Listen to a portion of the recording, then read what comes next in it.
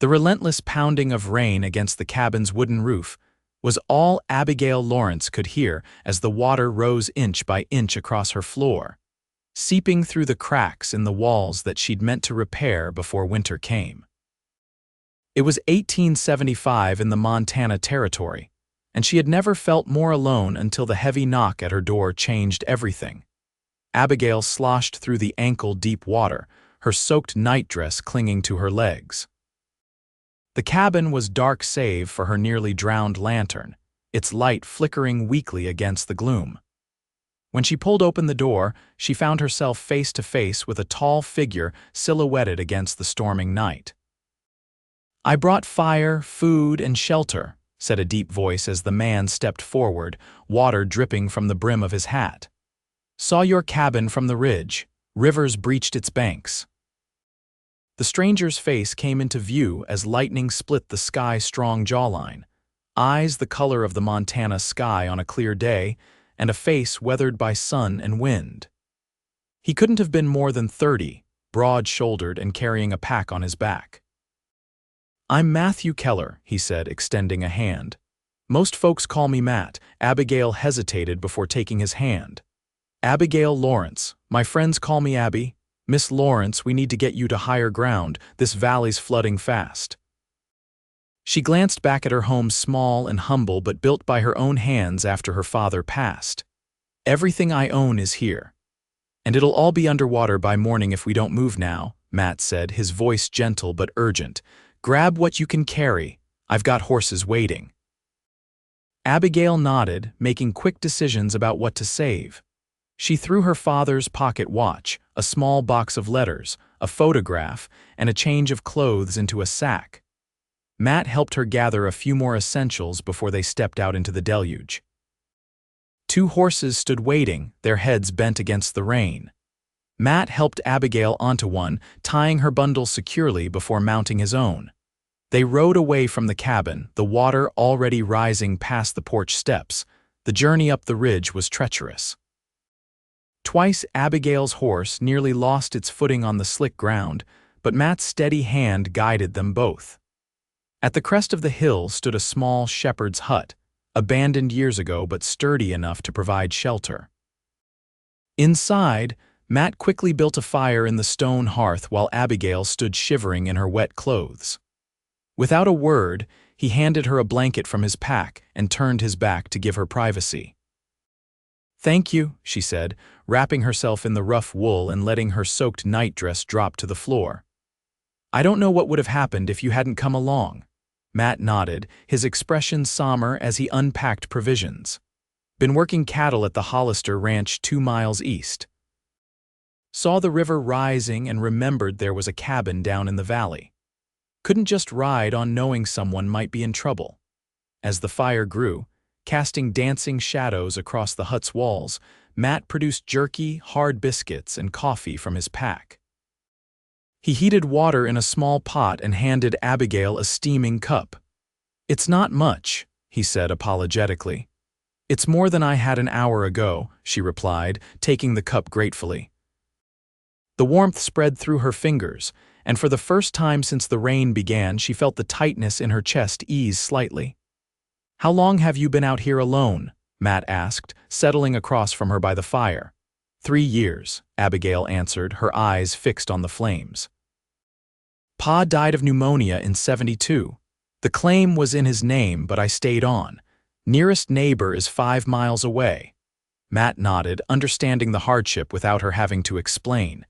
In this territory, survival was a daily battle, doubly so for a woman alone. "You're from back east," he observed, not a question but a statement. Abigail looked up, surprised. "How did you know?" A small smile crossed his face. "Your hands, they've seen work, but they started soft, and you still have a touch of an accent. Boston." "Philadelphia," she corrected, returning his smile cautiously. "Pa brought me west after Mother died, said there was nothing left for us there." She paused, studying him. "And you, Mr. Keller, where do you hail from?" "Texas originally. Been moving north with the herds for years now." He poked at the fire. "Never stayed in one place too long." They fell into companionable silence, the storm raging outside while they sat in the small pocket of warmth and safety. Abigail found herself studying the cowboy when he wasn't looking the way his hands moved with practiced efficiency, the quiet confidence in his posture. Morning brought a temporary break in the rain and a view of devastation. From the ridge, they could see the valley below partially submerged, with Abigail's cabin standing in water up to its windows. "It might recede," Matt offered, standing beside her, "if the rain holds off." Abigail nodded, but they both knew the damage was done. Even if the water retreated, the cabin would be uninhabitable for weeks, possibly months. "I have some savings," she said quietly. "Enough to rebuild, I think." Matt turned to look at her, admiration in his eyes. Most people would be breaking down right about now. A sad smile crossed her face. "Would that help the water recede any faster?" he chuckled, the sound warm in the cool morning air. "No, madam, I suppose it wouldn't." "Then I'll save my tears for something they might fix," she replied, straightening her shoulders. Over the next 2 days, they watched the water level from their perch on the ridge. The rain returned intermittently, never as fierce as that first night but enough to keep the river swollen. Matt rode to the Hollister ranch to let them know he was helping a stranded neighbor and returned with more supplies. On the third morning, Abigail woke to find Matt already outside, studying the valley with a spyglass. "Water's starting to drop," he reported when she joined him. "Another day or two, we might be able to reach your place." Abigail nodded, relief washing over her. The past days in the shepherd's hut had been surprisingly comfortable, despite the circumstances. Matt was easy company, respectful of her space but attentive to her needs. They'd fallen into a routine of sorts, sharing meals and stories by the fire each evening. "Tell me about Philadelphia," Matt said that night as they sat before the hearth, their dinner of rabbit stew finished. "What was it like growing up there?" Abigail's eyes grew distant with memory. "Crowded. Noisy, but exciting too. There were theaters and libraries and shops filled with beautiful things from all over the world," she smiled. "Pa had a bookbinding shop. I used to sit and watch him work for hours, smelling the leather and glue." "You miss it," Matt observed. "Sometimes," she admitted. "But I've found beauty here too, different, wilder, but just as real." She looked at him curiously. "And Texas, what was your life there?" Matt leaned back, his expression thoughtful. "Ranch life. My father ran cattle outside San Antonio, 5 brothers, and I was the youngest. Pa expected us all to follow in his footsteps, but I wanted to see what lay beyond our land." A shadow crossed his face. "There was a girl too, Mary Beth Calloway. We were supposed to marry, but she chose my brother instead." "I'm sorry," Abigail said softly. He shrugged. "It was for the best. James could offer her stability, a home. All I had was restlessness. And now," Matt's eyes met hers, something unspoken passing between them. "Now I'm not sure anymore." The following morning, they rode down to assess the cabin. The water had receded enough to reach it, though mud still surrounded the structure like a moat. Inside was worse than Abigail had feared. The wooden floor was warped, furniture ruined, and the small stove she'd cooked on was caked with silt. Her vegetable garden was completely washed away. Matt stood beside her as she surveyed the damage, his presence steady and reassuring. "It can be fixed," he said quietly, "not right away, but piece by piece." Abigail nodded, blinking back tears she'd promised herself she wouldn't shed. "I know." Without being asked, Matt began to work. He carried sodden furniture outside, shoveled mud from the floor, and examined the foundation with a builder's eye. Abigail worked alongside him, their bodies moving in rhythm as if they'd been doing this together for years. By dusk, the cabin was cleared but far from habitable. "We should head back to the hut," Matt said, wiping sweat from his brow despite the cool evening air. "Start fresh tomorrow." As they rode back up the ridge, Abigail found herself wondering what would happen when the cabin was restored. Would Matt simply tip his hat and ride away? The thought created an unexpected hollow feeling in her chest. Days turned into weeks as they worked to restore the cabin. Matt proved skilled at carpentry. replacing damaged floorboards and reinforcing walls weakened by the flood. Abigail replanted her garden, hoping for at least some late harvest before winter came. Word spread about her situation, and neighbors from miles around came to help when they could. Mrs. Hollister arrived with preserves and bread, clucking sympathetically over the damage. The Dawson brothers from the next valley brought lumber. Even Sheriff Taylor rode out to offer assistance. Through it all, Matt remained, his initial rescue extending into something neither of them put a name to. He moved his few possessions from the bunkhouse at the Hollister Ranch to the shepherd's hut, making the daily journey to Abigail's cabin with her. One evening, as they sat on the newly rebuilt porch watching the sunset paint the Montana sky in fiery hues, Abigail found the courage to ask the question that had been hovering between them. "Why did you stay, Matt?" He was silent for so long she thought he might not answer.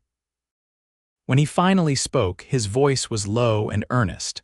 "I told you I've been moving north with the herds for years. What I didn't say was that I never found what I was looking for." He turned to face her. "Until now," Abigail's heart stuttered in her chest. "And what were you looking for?" "Purpose, peace." His eyes held her steadily. A reason to stop running. Before she could respond, he stood and walked to the edge of the porch. "I should be getting back. Dawn comes early." Abigail watched him ride away, her mind and heart in turmoil. She'd come west with her father seeking a new beginning, never expecting to find herself alone so soon. She'd built a life from the wilderness, proving to herself and others that she could survive. But surviving wasn't the same as living. The next day, Matt arrived later than usual. When he did, his expression was guarded, almost formal. They worked side by side repairing the roof, but something had shifted between them, a new tension that made their usual comfortable silence feel strained. "I've been thinking," Matt said finally, securing a shingle in place. "The Hollisters are driving a herd to Cheyenne next week. They've asked me to go along." Abigail's hands stilled. "Will you go?" He didn't look at her. "I haven't given them an answer yet." "I see." She resumed her work, ignoring the ache blooming in her chest. "It's good pay, I imagine." "It is." They finished the roof in silence, and when the day's work was done, Matt left earlier than usual, the wall between them seemingly higher than ever. Alone in the cabin that night, Abigail allowed herself to face the truth she'd been avoiding. Somewhere between the flood and the rebuilding, between shared meals and quiet conversations, she had fallen in love with Matthew Keller. The realization was both terrifying and exhilarating. The following morning, she waited for him with growing anxiety. When he finally appeared, riding slowly down the path toward her cabin, she knew something had changed. His expression was resolved, as if he'd come to an important decision. Abigail met him at the edge of her property, heart pounding. "I need to say something," she began before he could speak. Matt dismounted, standing before her with his hat in his hands. "I'm listening." She took a deep breath. "When the flood came, I thought I'd lost everything, but then you knocked on my door offering fire, food, and shelter." She looked up at him, vulnerability and strength mingling in her gaze. "What I didn't realize was that you brought me something else too, something I didn't know I was missing." Matt stepped closer. "And what was that, Abby?" "Hope," she said softly. "Hope for a different kind of life than the one I've been living, not just surviving alone, but sharing with someone." She gathered her courage. "With you, if you wanted that too." His face softened, the guarded look from the day before melting away. "I told the Hollisters no," he said quietly. "I'm not going to Cheyenne." "Why not?" she asked, though she thought she knew the answer. "Because for the first time since I left Texas, I've found a place that feels like home." He reached for her hand, his touch gentle. "But it's not this land or that cabin that makes it feel that way, Abby. It's you." The last barrier between them crumbled as he drew her into his arms. Their first kiss was tender, a promise exchanged without words. When they broke apart, both were smiling, the future suddenly bright with possibility. "I don't have much to offer," Matt said, still holding her close. "Just my hands, my heart, and a promise to never leave you facing a flood alone again." "That's more than enough." Abigail replied, her voice steady with certainty. They were married 2 weeks later by the circuit preacher who happened through the valley. The ceremony took place on Abigail's porch, with neighbors gathered to witness. Mrs. Hollister cried, declaring it the most romantic thing she'd ever seen. Sheriff Taylor stood as Matt's best man, while the Dawson brothers' wives helped Abigail prepare. Their first year together brought challenges. Winter came early and harsh, testing their preparations. Spring brought its own trials when Matt fell from a horse and broke his arm, leaving Abigail to handle most of the farm work while he healed. But each difficulty faced together only strengthened the bond between them. With Matt's carpentry skills and Abigail's determination, they expanded the cabin, adding rooms in anticipation of a family. They acquired more livestock cattle from the Hollisters as payment for Matt's continued help during roundups, chickens from Mrs. Dawson, and 2 strong workhorses from a trader passing through. The next summer, another storm brought heavy rain to the valley. As they sat together watching the downpour from their secure, elevated home, Abigail felt Matt's arm tighten around her shoulders, thinking about the night we met. He asked, sensing her mood. She nodded, leaning into his embrace. If not for that flood, you might have ridden right past without ever knowing I was here. I'd like to think our paths would have crossed eventually, Matt said, pressing a kiss to her temple. Some things are just meant to be. The following spring, their family grew with the birth of their daughter, Emma Rose Keller, named for both their mothers. Watching Matt cradle their infant with hands that had once only known the rough work of the range filled Abigail's heart to overflowing. 2 years later, they welcomed a son, Thomas James, completing their family. The cabin that had once nearly been lost to the floodwaters became a home filled with laughter, tears, arguments, and reconciliations, all the beautiful complexity of a life shared. On the 5th anniversary of the flood, Matt surprised Abigail with a special gift, a wooden box, meticulously crafted from the salvaged floorboards of her original cabin. "Open it," he encouraged, watching her trace the intricate carvings on its surface. Inside, nestled on a bed of soft cloth, lay her father's pocket watch, polished and repaired to working order. Alongside it was the small stack of letters she'd saved that fateful night and the photograph of her parents she'd cherished. "How did you manage this?" she asked, tears welling in her eyes as she held the watch. "It hadn't worked since before Pa died. Took it to that clockmaker in Helena last month when I went for supplies," Matt explained. "Wanted you to have something to remember how our story began." Abigail carefully placed the treasures back in the box, then wrapped her arms around her husband. "I've never forgotten, not for a single day." That night, after the children were asleep, they sat on the porch just as they had in those early days. The valley stretched before them, peaceful under the moonlight, showing no signs of the devastation that had once transformed it. "Do you ever miss it?" Abigail asked. "The traveling, the freedom of moving with the herds." Matt considered the question seriously, his face thoughtful in the silver light. "Sometimes I miss the open sky, sleeping under the stars." He turned to her, taking her hand in his. "But I've found something better than freedom, Abby. I've found belonging." As the years passed, the Lawrence Keller homestead prospered. Matt's reputation as a skilled carpenter spread throughout the territory, bringing commissions for everything from furniture to church pews. Abigail started a small business selling preserves and baked goods, her recipes becoming famous as far as Helena.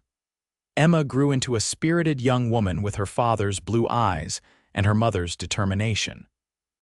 Thomas inherited Matt's height and Abigail's love of books, devouring every volume they could acquire.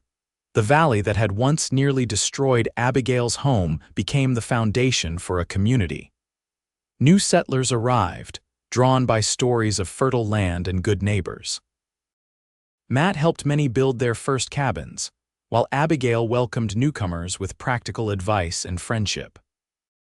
On their 20th anniversary, with their children grown and beginning their own journeys, Matt and Abigail stood once more at the ridge where they had watched the floodwaters recede all those years ago. "If you had told me that night what our life would become," Abigail said, "I wouldn't have believed it possible." Matt's arm encircled her waist, his touch as familiar and essential to her as breathing. "When I knocked on your door, all I had were the simplest things: fire to warm you, food to sustain you, shelter to protect you." He turned her to face him, his expression tender. "I never imagined you'd give me so much more in return." "What did I give you?" she asked, though she knew the answer. "Everything, Abby," he said simply. "You gave me everything." As they looked out over the land they'd shaped together, the setting sun painted the mountains in the same fiery hues that had illuminated their first honest conversation. The home they'd built stood strong against the backdrop of wild Montana beauty, a testament to the power of love that began on a stormy night when a flood threatened to take everything, but instead delivered an unexpected gift. That night, lying beside her husband in the quiet darkness, Abigail whispered, "Do you remember what you promised me when we married?" Matt's fingers traced the curve of her cheek, still able to find her in the dark after all these years. "That you'd never face a flood alone again." "You've kept that promise," she said softly, "not just with water but with every storm life has brought our way." His lips found hers, the kiss as sweet as their first. "And I always will, Abby, until my last breath." In the years that followed, the story of their beginning became legend in the valley: how a devastating flood had brought together two souls who might otherwise never have met. How love had bloomed amid destruction. How a simple knock on a door during a storm had changed the course of two lives forever. And through it all, through joys and sorrows, through the growth of their family and community, through the inevitable changes time brings, Matthew and Abigail Keller remained each other's constant. The fire he had brought that night never dimmed, the shelter they built together never faltered, and the nourishment they found in each other's company sustained them all their days.